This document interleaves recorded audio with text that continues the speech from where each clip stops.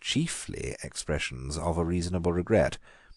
Doubtless they do not add much to their author's reputation, but they add a great deal to their author's pleasure. It was ingrained in him to wish to meet old friends.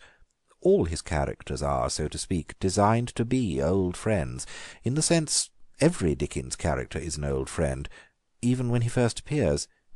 He comes to us mellow out of many implied interviews, and carries the firelight on his face. Dickens was simply pleased to meet Pickwick again, and being pleased, he made the old man too comfortable to be amusing. But Master Humphrey's Clock is now scarcely known except as the shell of one of the well-known novels. The Old Curiosity Shop was published in accordance with the original Clock scheme. Perhaps the most typical thing about it is the title. There seems no reason in particular, at the first and most literal glance, why the story should be called after the Old Curiosity Shop. Only 2 of the pages have anything to do with such a shop, and they leave it for ever in the first few pages. It is as if Thackeray had called the whole novel of Vanity Fair Miss Pinkerton's Academy. It is as if Scott had given the whole story of The Antiquary the title of The Whore's Inn. But when we feel the situation with more fidelity, we realise that this title is something in the nature of a key to the whole Dickens romance. His tales always started from some splendid hint in the streets, and shops, perhaps the most poetical of all things, often set off his fancy galloping. Every shop, in fact, was to him the door of romance.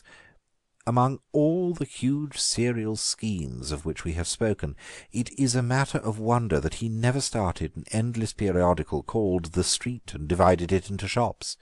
He could have written an exquisite romance called The Baker's Shop, another called The Chemist's Shop, another called The Oil Shop, to keep company with The Old Curiosity Shop.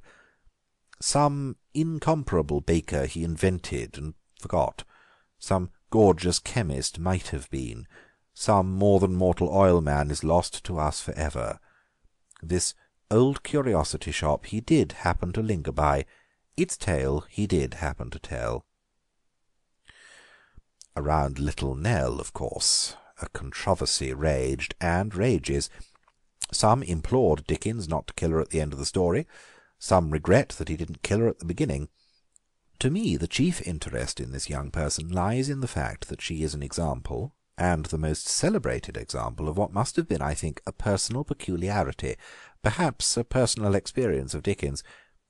There is, of course, no paradox at all in saying that if we find in a good book a wildly impossible character, it is very probable indeed that it was copied from a real person. This is one of the commonplaces of good art criticism, for although people talk of the restraints of fact and the freedom of fiction, the case for most artistic purposes is quite the other way. Nature is as free as air, art is forced to look probable. There may be a million things that do happen, yet only one thing that convinces us is likely to happen. Out of a million possible things there may be only one appropriate thing. I fancy, therefore, that many stiff, unconvincing characters are copied from the wild freak show of real life. And in many parts of Dickens's work there is evidence of some peculiar affection on his part for a strange sort of little girl, a girl with a premature sense of responsibility and duty, a sort of saintly precocity. Did he know some little girl of this kind? Did she die, perhaps, and remain in his memory in colours too ethereal and pale? In any case, there are a great number of them in his works. Little Dorrit was one of them, and Florence Dombey with her brother, and even Agnes in infancy, and, of course, Little Nell. And in any case, one thing is evident. Whatever charm these children may have, they have not the charm of childhood. They are not little children, they are little mothers. The beauty and divinity in a child lie in his not being worried, not being conscientious, not being like Little Nell. Little Nell has never any of the sacred bewilderment of a baby. She never wears that face, beautiful but almost half-witted, with which a real child half understands that there is evil in the universe. As usual, however, little as the story has to do with the title, the splendid and satisfying pages have even less to do with the story. Dick Swiveller is perhaps the noblest of all the noble creations of Dickens. He has all the overwhelming absurdity of Mantalini, with the addition of being human and credible, for he knows that he's absurd.